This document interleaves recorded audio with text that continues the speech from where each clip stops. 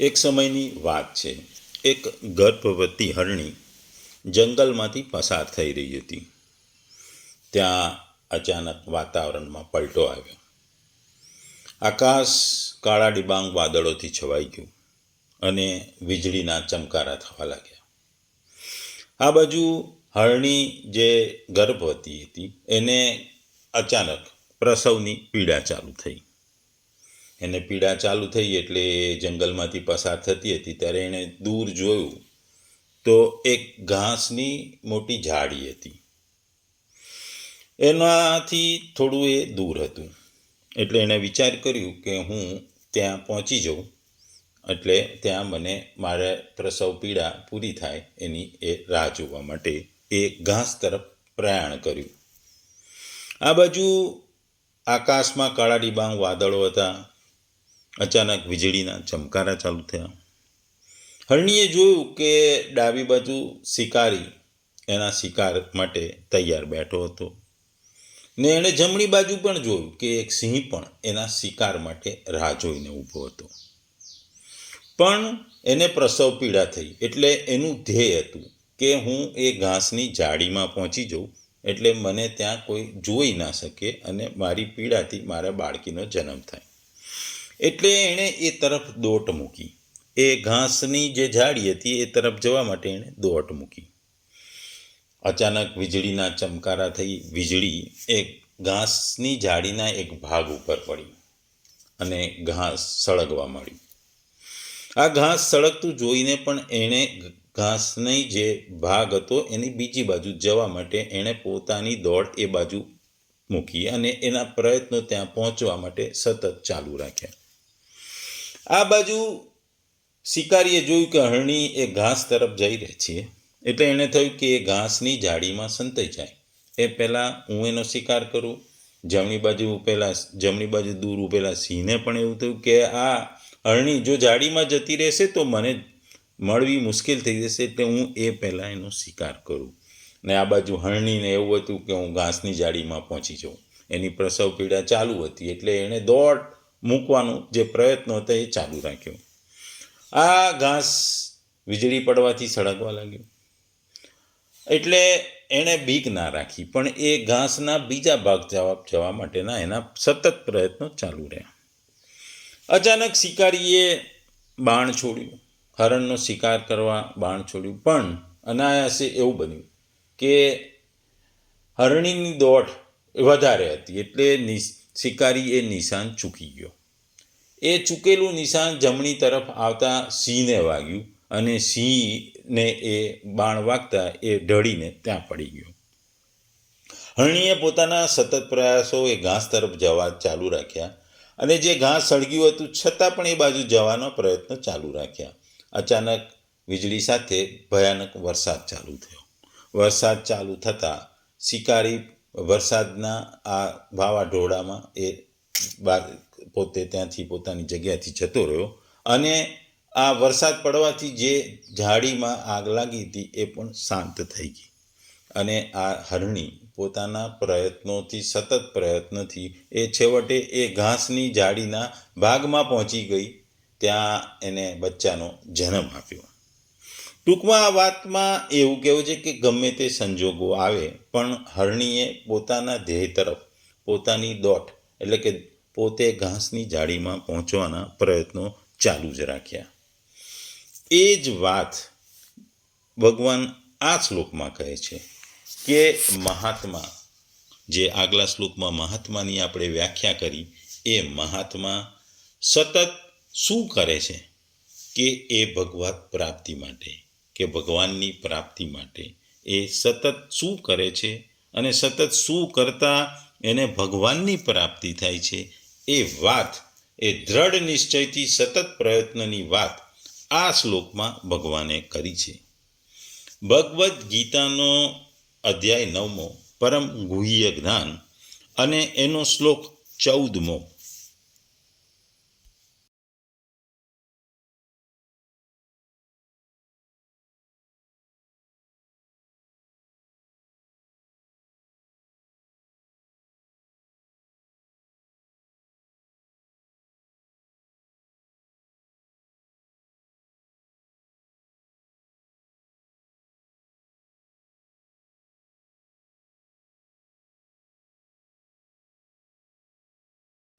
સતતમ કીર્તયંતો મામ યતંતશ્ચ દૃઢવ્રતાઃ નમસ્યંતશ્ચ મામ ભક્ત્યા નિત્યયુક્તા ઉપાસતે. ભગવદ્ ગીતાના 9મા અધ્યાયનો આ 14મો શ્લોક.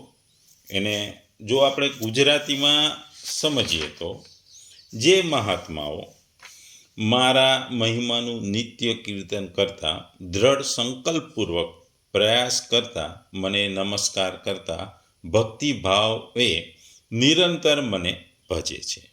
બીજા શબ્દોમાં કહે તો, એ દ્રઢ નિશ્ચયી ભક્તો નિરંતર મારા નામ અને ગુણોનું કીર્તન કરતા, મારી પ્રાપ્તિ અર્થે પ્રયત્ન કરતા અને મને વારંવાર પ્રણામ કરતા સદા મારા ધ્યાનમાં જોડાઈને અનન્ય પ્રેમથી મને ઉપાસે છે. જે આગલા શ્લોકમાં મહાત્માની વાત કરી હતી, એ ભગવત પ્રેમી ભક્તોના ભજનનો પ્રકાર હવે આ શ્લોકમાં ભગવાન કહે છે. આપણે સામાન્ય રીતે જોઈએ તો જુદા જુદા યુગોમાં ભક્તિ કરવાની જુદી જુદી પ્રથા હતી. ઘણા યુગમાં કયા યુગમાં કોને કઈ રીતે પૂછતા એ વાત આપણે જાણીએ છીએ. સતયુગમાં ભગવાનનું ધ્યાન એ ભક્તિનું ઉત્તમ સાધન હતું. ત્રેતા યુગમાં ભગવાનની પ્રસન્નતા માટે યજ્ઞો કરવામાં આવતા. પછી દ્વાપર યુગમાં મૂર્તિ પૂજાની ભલામણ કરવામાં આવી હતી. અને વર્તમાન જે કળયુગ ચાલે છે એમાં કીર્તન જ મોટામાં મોટું માધ્યમ છે એવું આપણા શાસ્ત્રોમાં કહ્યું છે. શાસ્ત્રોમાં જે મહાત્માનો જે આગલા શ્લોકમાં આપણે ઉલ્લેખ કર્યો, એ મહાપુરુષો કોઈ સામાન્ય માણસ નથી હોતા. આપણે જોઈએ છે કે રબર સ્ટેમ્પ બનાવીએ એટલે રબર સ્ટેમ્પ સતત એક સરખા સ્ટેમ્પ આપણને મારી આપે. મહાત્માઓ આવા રબર સ્ટેમ્પ જેવા નથી હોતા કે રબર સ્ટેમ્પ બનાવીને સિક્કો બનાવીને મહાત્મા બનાવાય. મહાત્મા એક મહાપુરુષો છે જેમનું મુખ્ય કાર ભક્તિમાં લીન રહે છે. એ ભક્તિમાં એ ભક્તિમાં લીન રહે છે, ભક્તિની સાધના કરે છે અને તીવ્ર કરે છે.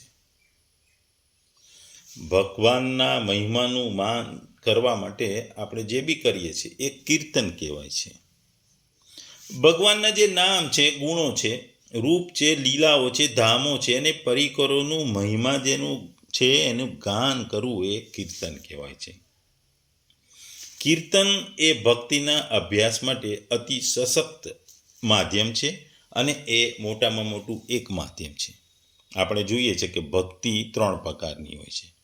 એક સાંભળવાથી એટલે કે શ્રવણ કરવાથી, બીજું ગાવાથી એટલે કે કીર્તન કરવાથી, અને ત્રીજું યાદ કરવાથી એટલે સ્મરણ કરવાથી. આ ત્રણેય વસ્તુથી ભક્તિ થાય છે. ભગવાનમાં મનને આપણે સ્થિર કરવું એ આપણું મુખ્ય ધ્યેય હોય છે. અને પછી આપણે શ્રવણ દ્વારા કરીએ, કીર્તન દ્વારા કરીએ કે સ્મરણ કરીને કરીએ. એટલે આ ત્રણેય દ્વારા આપણે ભગવાનનું નામનું રટન કરીએ છીએ. કીર્તનના ઘણા લાભ છે. ઘણીવાર જ્યારે લોકો જપ એટલે કે મંત્ર અને ભગવાનના નામનું રટન કરે છે, એ દ્વારા જ્યારે ભક્તિ કરે છે અથવા સાદા ધ્યાનથી પણ ભક્તિનો અભ્યાસ કરે છે. કીર્તન એક એવી સક્રિય પ્રક્રિયા છે કે જે નિંદ્રાને દૂર ભગાડે છે. કીર્તનના સૂર વાતાવરણમાં ખલેલું ઘોંઘાટને અવરોધે છે. કીર્તનનો અભ્યાસ એકલા પણ થાય છે, અભ્યાસ સમૂહમાં પણ થઈ શકે છે, અને સમૂહમાં કરવાથી અધિક લોકો અને અધિક સંખ્યામાં લોકો ભાગ લે છે. અને આ ભાગથી આ કીર્તનના માધ્યમથી ભગવાનના જે જુદા જુદા નામ છે, રૂપ છે, ગુણ છે, લીલાઓ વગેરે દ્વારા પ્રાપ્ત થઈ જાય છે.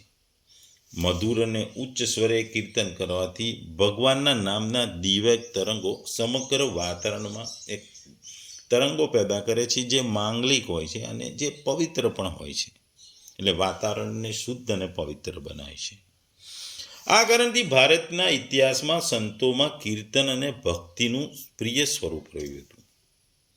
આપણે જોયું છે કે જૂના જે જાણીતા ભક્તિ સંતો છે એમાં સૂરદાસ છે, તુલસીદાસ છે, મીરાબાઈ છે, ગુરુ નાનક છે, કબીર છે, તુકારામ છે, એકનાથ છે, નરસિંહ મહેતા છે, જયદેવ, ત્યાગરાજ અને અન્ય ઘણા બધા જે હતા જેઓ કીર્તન અને ભક્તિ રસથી પૂર્ણ ગીતોની રચના કરી અને કીર્તન શ્રવણ અને સ્મરણ દ્વારા એ ભક્તિમાં લીન રહેતા હતા.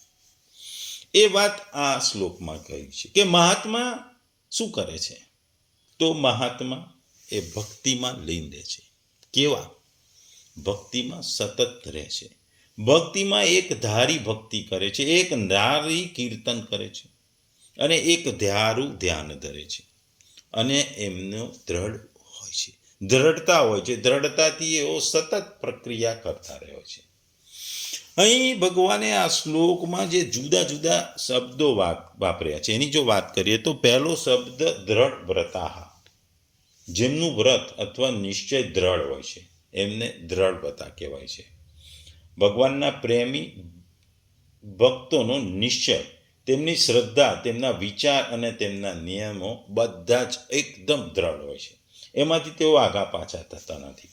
મોટામાં મોટી વિપત્તિઓ આવે, વિઘ્ન આવે કે બીજા કોઈ પણ પરિબળો આવે ત્યારે તેઓ પોતાની આ સાધનામાંથી વિચલિત થતા નથી, ભટકતા નથી. તેઓ એમની સાધનામાં, ભગવાન માટેની સાધનામાં દ્રઢ હોય છે, એટલે એમને દ્રઢ વ્રતા કહેવામાં આવે છે. બીજું, ભગવાને આગળ સતતમ પદ વાપર્યો છે, સાથે કીર્તયંત શબ્દ વાપર્યો છે, પછી યતંત અને નમસ્યંત શબ્દ પણ વાપર્યો છે. સતત પદ અહીં નિત્ય નિરંતર એક વસ્તુ બતાવે છે. સતત એટલે કે નિત્ય નિરંતર છે. આનો સાથે ઉપાસના સાથે ખાસ સંબંધ છે. કીર્તન, નમસ્કાર વગેરે બધા જે ઉપાસનાના વિવિધ અંગો છે એ બધાની સાથે પણ આનો સંબંધ છે. અહીં કહેવાનો ભગવાનનો મતલબ છે કે ભગવાનના પ્રેમી ભક્તો જે ભગવાનના મહાત્માઓ છે, ક્યારેક કીર્તન કરતા કરતા, ક્યારેક નમસ્કાર કરતા કરતા, ક્યારેક સેવા વગેરે પ્રયત્નો કરતા કરતા સદા સર્વદા ભગવાનનું ચિંતન કરતા રહે છે અને નિરંતર તેમની ઉપાસના કરતા રહે છે.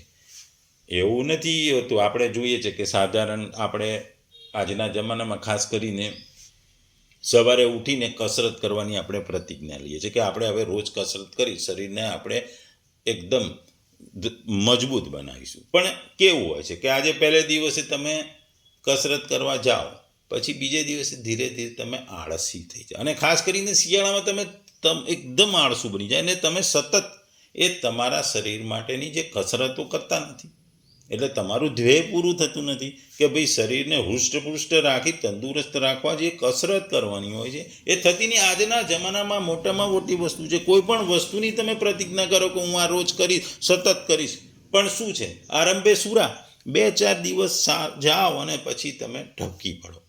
આરંભે સુરા જે આપણામાં ખાસ કહેવત છે એવું થાય છે. એટલે અહીં ભગવાન કહે છે કે સતતમ એટલે સતત, આજે કરે, કાલે કરે, પરમ દિવસે કરે, ભગવાનના નામનું સ્મરણ, રટણ, ઉપાસના સતત હોય છે. એમાં એવું નથી કે મહિનામાં એકવાર કરીને મૂકી દે, એવું નહીં, સતતમ ચાલુ હોય છે. અહીં ભગવાનનું કીર્તન કરવું એ શબ્દ વાપર્યું છે. એટલે એનો મતલબ એ છે કે કથા, વ્યાખ્યાન વગેરે વડે ભક્તો સમક્ષ ભગવાનના જે ગુણ છે, પ્રભાવ છે, મહિમા છે, ચરિત્ર છે એનું વર્ણન કરવું. એકલા અથવા બીજા ઘણા બધા માણસો સાથે મળીને ભગવાનને પોતાની સામે ધારી લઈને રામ, કૃષ્ણ, ગોવિંદ, હરિ, નારાયણ, વાસુદેવ, કેશવ, માધવ વગેરે ભગવાનના પવિત્ર નામોનો જપ કરવો અથવા ઊંચા સ્વરે કીર્તન કરવું. ભગવાનના જે ગુણ છે, જેનો પ્રભાવ છે, જેનું ચરિત્ર છે, જેમના રૂપ છે એ વગેરેનું શ્રદ્ધા અને પ્રેમપૂર્વક ધીરે ધીરે અથવા જોર જોરથી, ઊભા ઊભા અથવા બેસીને, વાદ્ય નૃત્યની સાથે અથવા વાદ્ય અને નૃત્ય વગર ગાન કરવું અને દિવ્ય સ્ત્રોત તથા સુંદર પદોડે ભગવાનની સ્તુતિ કરવી, ભગવાનની પ્રાર્થના કરવી વગેરે ભગવાન સંબંધી, ગુણગાન સંબંધી બધી જ ક્રિયાઓને કીર્તન અંતર્ગત ગણી લેવામાં આવી છે. એટલે કીર્તન એટલે આ બધી જ પ્રક્રિયાઓ ભગવાનના કીર્તનમાં આવી જાય છે. બીજું, ભગવાને યતંત શબ્દ વાપર્યું છે. અહીં આ શબ્દ ભગવાનની પૂજા કરવી, બધાને ભગવાનનું સ્વરૂપ સમજી તેમની સેવા કરવી અને ભગવાનના ભક્તો મારફત ભગવાનના ગુણ, પ્રભાવ ચરિત્ર વગેરેનું શ્રવણ કરવું વગેરે ભગવાનની ભક્તિના જે અંગોનું બીજા પદોને કથન કરવામાં આવ્યું નથી. તે સર્વેને ઉત્સાહ અને એકદમ તત્પરતાપૂર્વક કરતા રહેવું એવા શબ્દ માટે અહીં ભગવાને યતંત પદ વાપર્યું છે અને યતંત પદથી આપણને સમજાવી રહ્યા છે. એટલે કીર્તન જે સતત કરવામાં આવ્યું છે, એટલે ભગવાનના નામનું રટન સતત કરવામાં આવ્યું છે. એટલે કે એમાં કોઈ વચ્ચે વિક્ષેપ નહીં, કોઈ વચ્ચે ગેપ નહીં, સતત, અને તે બી પોતાના મનથી દ્રઢતાપૂર્વક કે ભાઈ મારે આ કરવું છે એટલે કરવાનું છે. એવું નહીં કે આજે કરી અને પછી મહિના પછી, એવું કોઈ છે જ નહીં.